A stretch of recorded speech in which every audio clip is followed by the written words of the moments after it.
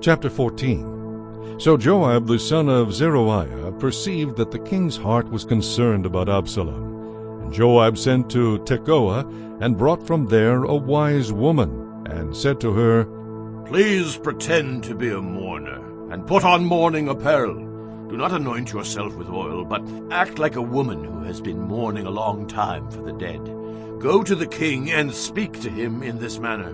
So Joab put the words in her mouth. And when the woman of Tekoa spoke to the king, she fell on her face to the ground, and prostrated herself, and said, Help, O king! Then the king said to her, What troubles you? And she answered, Indeed, I am a widow. My husband is dead.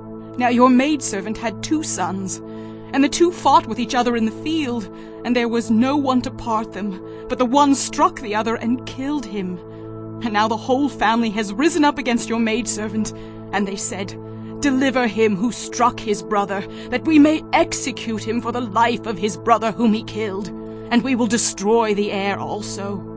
So they would extinguish my ember that is left, and leave to my husband neither name nor remnant on the earth. Then the king said to the woman, Go to your house, and I will give orders concerning you. And the woman of Tekoa said to the king, My lord, O king, let the iniquity be on me, and on my father's house, and the king and his throne be guiltless. So the king said, Whoever says anything to you, bring him to me, and he shall not touch you any more. Then she said, Please let the king remember the Lord your God, and do not permit the avenger of blood to destroy any more, lest they destroy my son. And he said, As the Lord lives, not one hair of your son shall fall to the ground. Therefore the woman said, Please let your maidservant speak another word to my lord the king. And he said, Say on. So the woman said, Why then have you schemed such a thing against the people of God? For the king speaks this thing as one who is guilty, and that the king does not bring his banished one home again. For we will surely die and become like water spilled on the ground, which cannot be gathered up again. Yet God does not take away a life, but he devises means, so that his banished ones are not expelled from him. Now therefore, I have come to speak of this thing to my lord the king, because the people have made me afraid. And your maidservant said, I will now speak to the king. It may be that the king will perform the request of his maidservant. From the hand of the man who would destroy me and my son together from the inheritance of God. Your maidservant said, The word of my lord the king will now be comforting. For as the angel of God, so is my lord the king in discerning good and evil. And may the Lord your God be with you. Then the king answered and said to the woman, Please do not hide from me anything that I ask you. And the woman said, Please let my lord the king speak.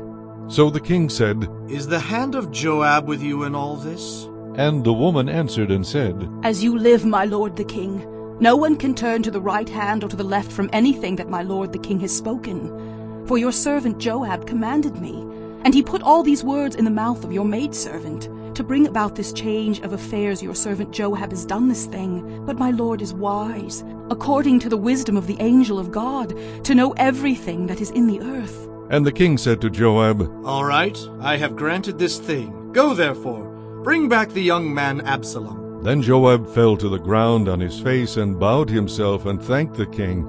And Joab said, Today your servant knows that I have found favor in your sight, my lord, O king, in that the king has fulfilled the request of his servant. So Joab arose and went to Geshur, and brought Absalom to Jerusalem. And the king said, Let him return to his own house, but do not let him see my face. So Absalom returned to his own house, but did not see the king's face.